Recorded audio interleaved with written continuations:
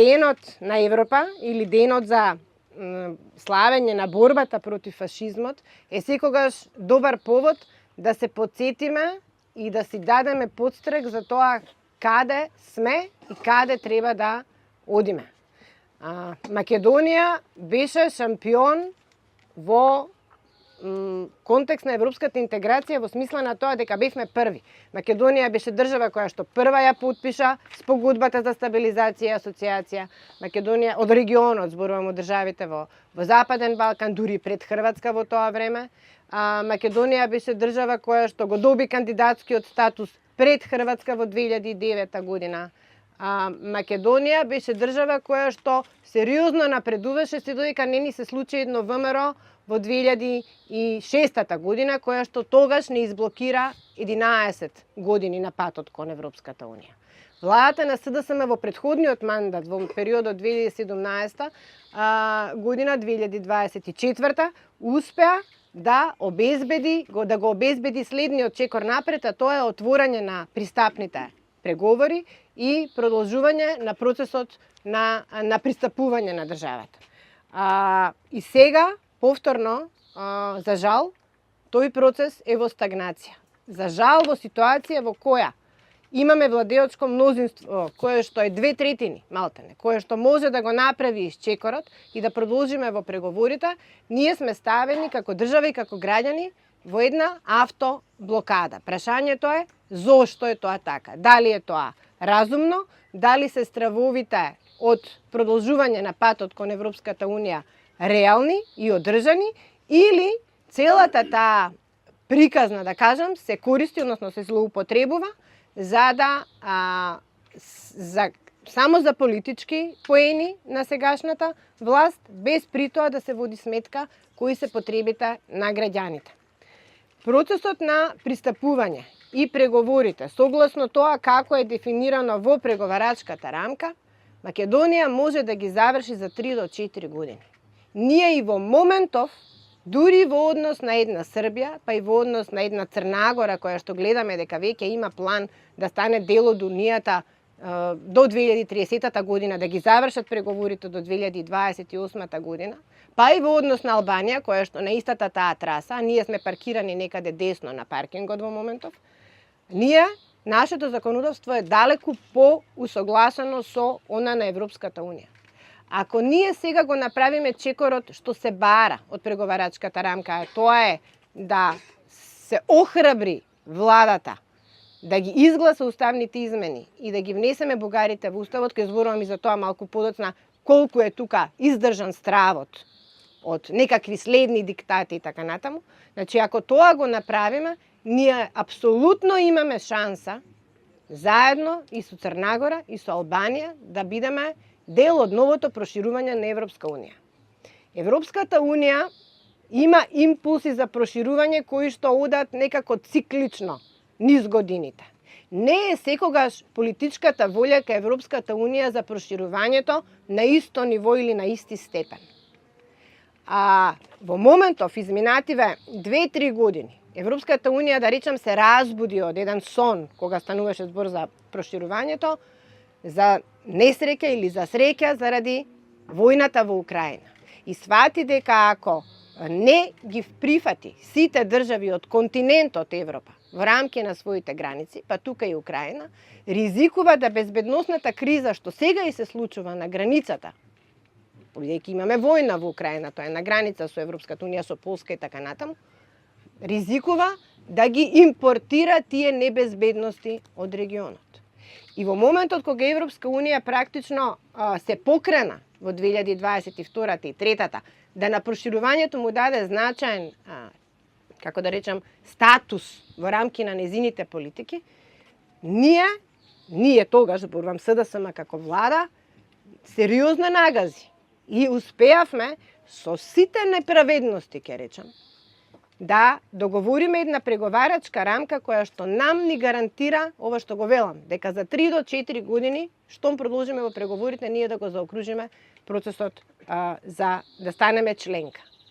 Во моментов се случува реформска агенда.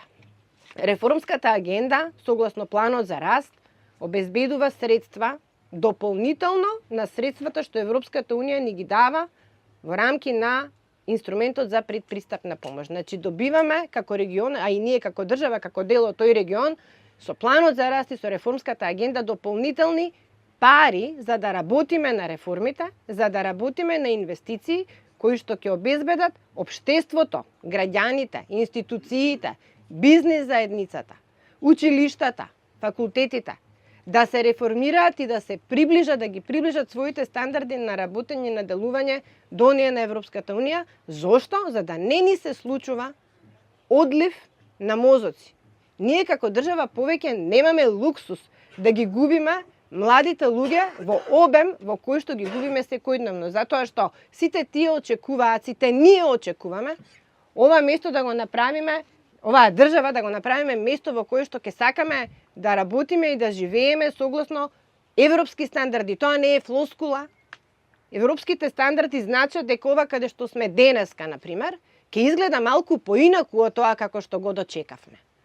Тоа значи дека ние ќе имаме многу помалку ѓубре на улиците и по парковите. Тоа значи дека нашите тревници ќе бидат средени. Тоа значи дека институциите кои што треба тоа да го прават, ќе знаат и ќе ги извршуваат своите задачи. Тоа значи дека децата ќе се образуваат во еден образовен систем кој што ќе им гарантира квалификации со кои што ќе бидат конкурентни на пазарот на трудот не само во Македонија и во регионот, ќе бидат конкурентни во Европската Унија, така натаму и така натаму. И сега, ако си ти разумен политичар и ако знаеш и читаш што значи европската перспектива на државата и при тоа ја имаш политичката моќ да го продолжиш процесот, при тоа да се разбереме во било која фаза, ако сватиме дека на вистина бугарите или било кој друг сакаат да го злоупотребат процесот за да нам ни наметнуваат барања поврзани со нашиот идентитет и култура, ние во секој момент може да се откажеме од преговорите. Јас не гледам зошто сега во оваа фаза има потреба да си правиме автоблокада. Дотолку повеќе што Социјалдемократскиот сојуз на Македонија како опозиција е комплетно конструктивна на тој план. И ние велиме, се што ќе успеете да обезбедите од нашите европски партнери, а што ќе значи подобра позиција на државата во пристапните преговори, ние ќе го прифатиме. Ние направивме толку колку што можевме, повелете сега ако успеете да обезбедите подобра позиција, ние таа ќе ја поддржиме. Но мислам дека вистината е друга. Вистината е дека ВМРО-ДПМНЕ апсолутно нема намера да продолжи на патот на европската интеграција. Тоа го гледаме со секојдневните нивни делувања и така натаму. Има намера само да го злоупотребува, да речам, предизвиците кои што пристапувањето би ги нудало како еден изговор за да оваа наша држава остане сама и изолирана овде на Западниот Балкан. Ако Албанија и Црна Гора станат членки, што е апсолутно изводливо, заклучно со 28 ги завршат преговорите, станат членки на Унијата до 2030. Ние остануваме заглавени со кого во регионот? Со Косово и со Босна и Херцеговина, кои што сите знаеме дека имаат далеку покомплицирани политички контексти од нашиот. Мислам дека Социјалдемократскиот сојуз апсолутно не треба да има било каков комплекс од тоа што значи и како треба да се работи за европската интеграција. Ние од таа тема не смееме да бегаме, напротив, треба многу да работиме и со граѓаните, и со членството, и со политичките актери во парламентот, секојдневно да бараме да прават исчекор и да нудиме наши решенија на тој план. Европската Унија не е нешто што се мачка на леп. Европската Унија не е нешто што треба да го постигнеме затоа што е тоа, не знам, некаков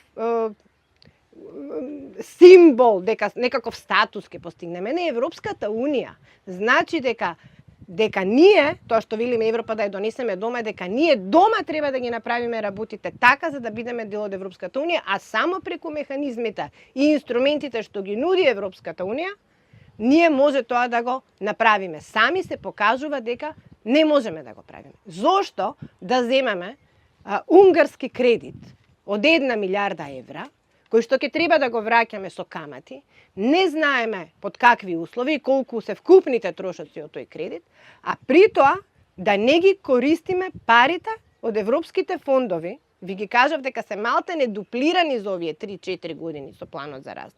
Дополнително, не само ИПА-та и планот за раст, него и програмите на Унијата, има специализирани програми на Унијата за посебни области. Зошто да не работи оваа држава, институциите, на своите капацитети за да ги абсорбираме парите кои што ни се бесплатни, на грант парите. И апсолутно, еве, може да појдете слободно, ве поканувам после оваа трибина, особено младите, да се обратите до општина Куманово и да прашате кој е статусот на реализација и на абсорбција на средствата од европските фондови кои што општината ги има како можност преку различните програми за прекогранична соработка или преку различните програми на Унијата. Јас сум убедена дека резултатот ќе биде, за жал, поразителен.